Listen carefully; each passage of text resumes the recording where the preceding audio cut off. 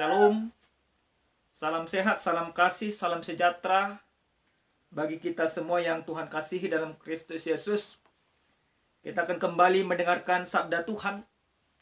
Oleh karena itu kita akan memberikan hati kepada sabda Tuhan ini. Tetapi kita terlebih dahulu berdoa. Kami berterima kasih kepadamu ya Tuhan Allah kami yang maha baik, buat segala kebaikan dan kemurahan-Mu dalam hidup kami. Pada saat ini kami akan mendengarkan sabda Tuhan, urapi kami dengan kuasa Roh Kudus-Mu, sehingga kami mengerti sabda-Mu. Dalam nama Yesus kami berdoa. Amin. Bapak Ibu yang Tuhan kasihi, firman Tuhan yang akan kita renungkan yang menjadi khotbah kita dalam Minggu 30 Mei tahun 2021, yaitu Minggu Trinitatis, terambil dalam kitab Injil Yohanes pasal 3 ayat 31 sampai dengan 36. Inilah firman Tuhan. Siapa yang datang dari atas ada di atas semuanya. Siapa yang berasal dari bumi termasuk pada bumi dan berkata-kata dalam bahasa bumi. Siapa yang datang dari surga adalah di atas semuanya. Ia memberi kesaksian tentang apa yang dilihatnya dan yang didengarnya, tetapi tak seorang pun yang menerima kesaksiannya itu. Siapa yang menerima kesaksiannya itu, ia mengaku bahwa Allah adalah benar. Sebab siapa yang diutus Allah, dialah yang menyampaikan firman Allah, karena Allah mengaruniakan rohnya dengan tidak terbatas. Bapa mengasihi anak dan telah menyerahkan segala sesuatu kepadanya. Barang siapa percaya kepada anak, ia beroleh hidup yang kekal. Tetapi barang siapa tidak taat kepada anak, ia tidak akan melihat hidup, melainkan murka Allah tetap ada di atasnya. Sampai di sana pembacaan kebenaran firman Tuhan. Bapak Ibu yang Tuhan kasihi di dalam Kristus Yesus, ada sebuah istilah yang mengatakan seseorang bisa kita ketahui dia beriman ketika dia mampu mengampuni orang yang menyakitinya. Tentu iman yang dimaksudkan dalam hal itu adalah iman yang benar-benar mampu mengampuni. Karena apa? Karena iman sesungguhnya yang ada pada manusia itu adalah beriman kepada Tuhan, yang senantiasa mengampuni segala manusia dari keberdosaan.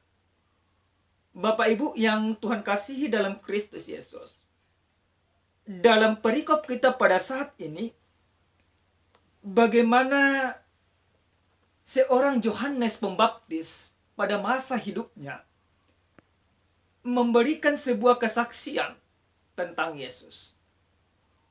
Tetapi kalau kita melihat latar belakang daripada nas ini, di mana Yohanes dan Yesus pada saat itu sama-sama melakukan pembaptisan.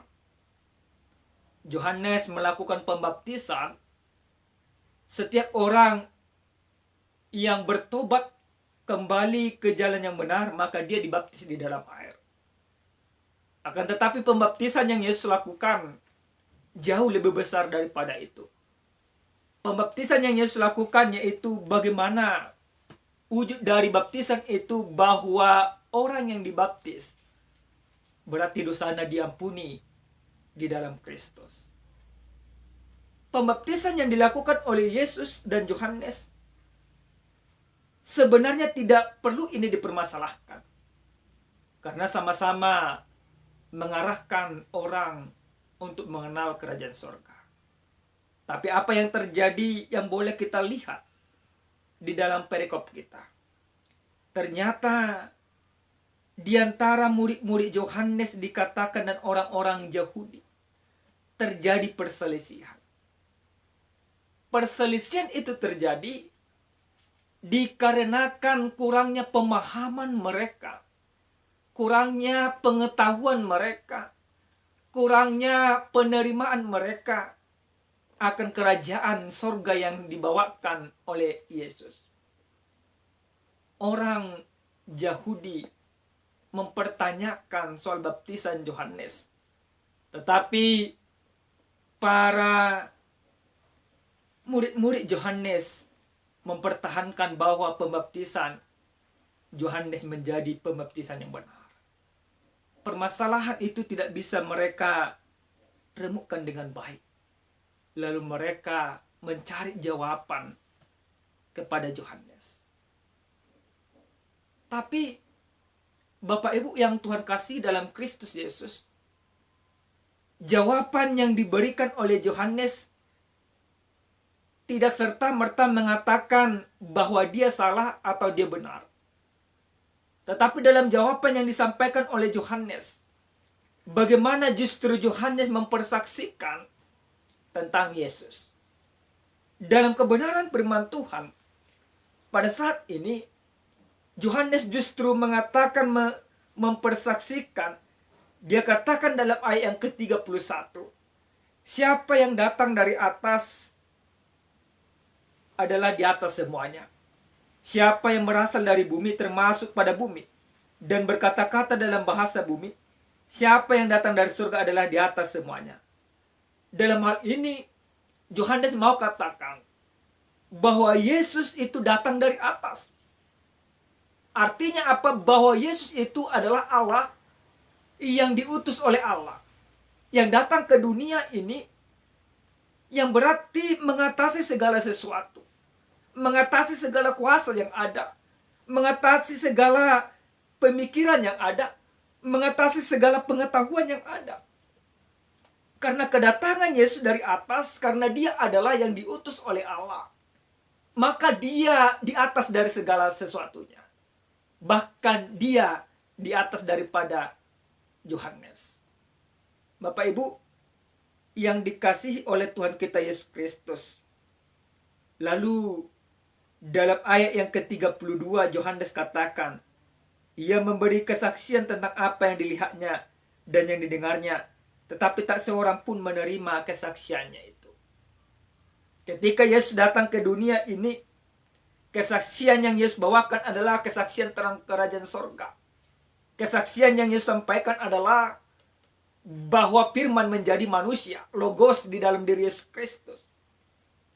Akan tetapi ketika manusia yang berada di dunia ini belum menerima tentang kesaksian itu, maka mereka menolak. Maka setiap orang yang menolak kesaksian yang diberitakan oleh Kristus, maka dia menolak Allah dan dia tidak hidup di dalam kerajaan Allah.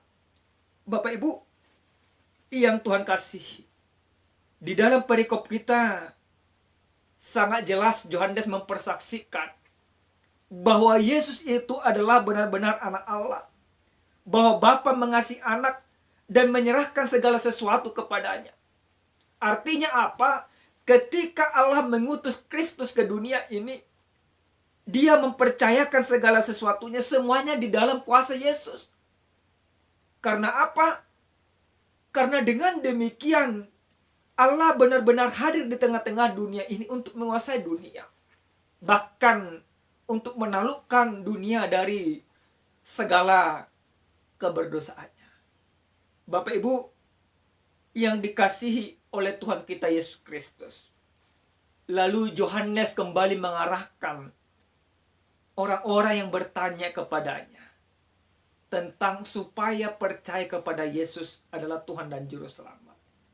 Dalam ayat yang ke-36, firman ini katakan, barang siapa percaya kepada anak, ia beroleh hidupnya kekal.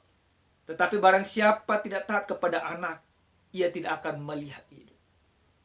Yohanes mau mengatakan bahwa Yesus itu adalah anak Allah, bahwa Yesus itu adalah Tuhan. Maka supaya engkau beroleh hidup yang kekal dan keselamatan di dalam hidupmu, engkau harus percaya kepada anak. Tidak ada tawar-menawar. Tidak perlu diperdebatkan. Tidak perlu ada argumen yang perlu mengatakan bahwa Yesus itu tidak Tuhan. Karena kesaksian yang diberikan oleh Yohanes menjadi kesaksian yang mutlak bahwa Yesus adalah anak Allah. Tidak ada satupun yang bisa sampai kepada Bapa kalau tidak melalui Yesus. Tidak akan ada orang yang bisa memperoleh kerajaan sorga kalau tidak beriman kepada Yesus. Justru setiap orang yang tidak beriman kepada Yesus, dia akan mendapatkan murka Allah. Bapak Ibu yang Tuhan kasih dalam Kristus Yesus. Tema kita dalam minggu Trinitatis pada saat ini dikatakan Allah mengutus putranya dan mengaruniakan rohnya. Yang menjadi bahan pertanyaan dalam hidup kita. Kenapa Allah harus mengutus putranya? Ini perlu kita renungkan. Bapak Ibu yang Tuhan kasihi. Jika engkau hidup benar di dalam kehidupanmu, maka Yesus tidak perlu datang ke dunia ini. Tetapi Allah mengutus Yesus datang ke dunia, yaitu untuk memulihkan dunia ini dari segala keberdosaannya. Untuk menebus manusia dari segala kejahatannya. Untuk memulihkan hubungan manusia yang benar-benar rusak dengan Allah. Maka kedatangan Yesus sebagai putra Allah ke dunia ini tujuannya hanya satu. Bagaimana manusia yang diciptakan itu yang sudah rusak menjadi disempurnakan kembali di dalam Yesus Kristus. Yesus yang diutus ke dunia ini memperbaharui segala manusia dari segala keberdosaannya. Bapak Ibu yang Tuhan kasihi, jika pembaharuan itu sudah dilakukan oleh Yesus lewat kematiannya di kayu salib, lalu kenapa kita tidak mau berubah dengan semuanya itu? Kenapa kita masih senantiasa melakukan banyak dosa di dalam kehidupan kita? Bukankah Yesus itu sudah menggantikan kita, sudah memulihkan kita? Tetapi kenapa kita masih mau berlaku cacat di hadapan Tuhan? Maka lewat firman Tuhan ini Tuhan mau mengatakan kepada kita, apa yang dipersaksikan oleh Yohanes bahwa Yesus adalah Tuhan, itu menjadi iman yang benar bagi kehidupan kita. Di dalam Yesus ada keselamatan, di dalam Yesus ada pengampunan, di dalam Yesus ada perdamaian. Hal yang lain yang boleh kita lihat di dalam kebenaran firman Tuhan ini, bagaimana seorang Yohanes, dia mengenal siapa dia. Dia tidak lebih besar daripada Yesus. Dia justru menjadi perpanjangan tangan Tuhan untuk mempersiapkan jalan bagi Kristus. Maka ketika Kristus sudah ada di dunia ini, Yohanes makin kecil, tetapi Yesus makin besar. Lalu, kenapa banyak orang pada saat ini dia masih gila hormat di dalam kehidupannya? Bapak Ibu, ada sebuah cerita. Ada seorang raja yang begitu termasyuk, yang begitu dihormati, yang begitu dikagumi semua bangsa-bangsa di sekitarnya. Akan tetapi raja ini memahami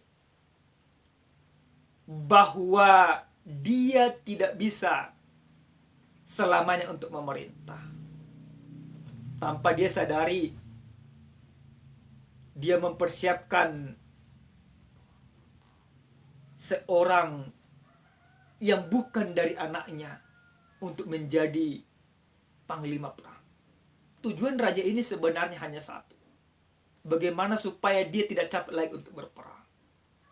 Apa yang terjadi terhadap raja ini?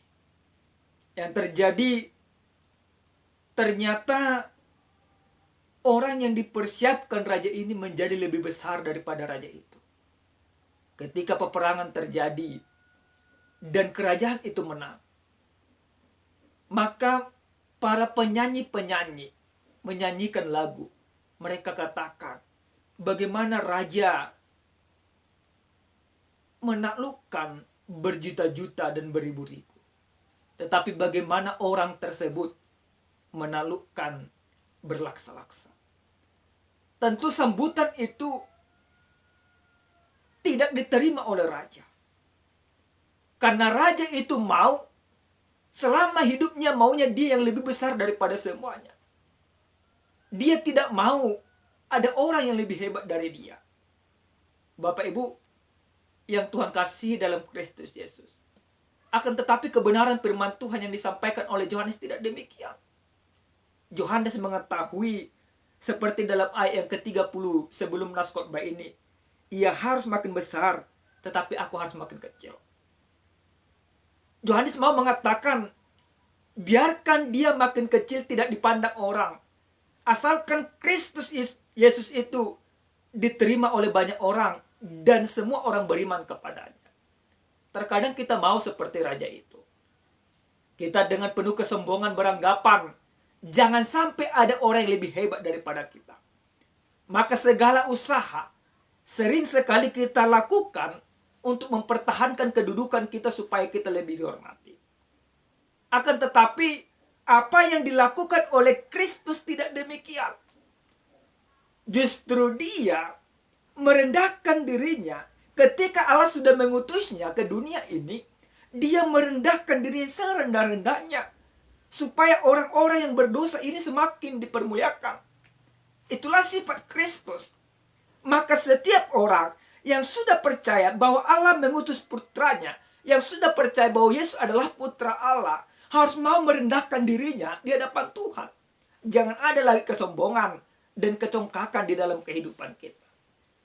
Yang terakhir sekali Bapak Ibu yang Tuhan kasih, dalam minggu Trinitatis pada saat ini, yaitu ketritunggalan Allah, kita mau diajak bagaimana Allah yang begitu tritunggal